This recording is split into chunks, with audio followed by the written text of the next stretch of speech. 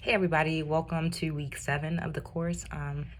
The lighting in the office is kind of crazy, so we're just going to ignore that. I have 2 quick announcements. Announcement number 1 is go back to your assignment from week 5, and you are asked to create a question based on the Pro Prima statement. I forgot to attach the document to that assignment, but the assignment is open and available to you so that you can add that question to it. Number 2.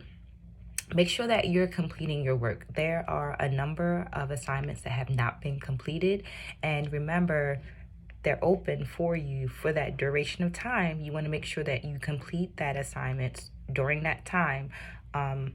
We can't go backwards yet, or we can't go backwards for assignments that have already locked, but let's make sure that we're doing the work to go forward. So let's make sure that with any of the assignments coming up that you are doing the assignment, completing all portions of the assignment, and doing your best. Take care. Enjoy your week.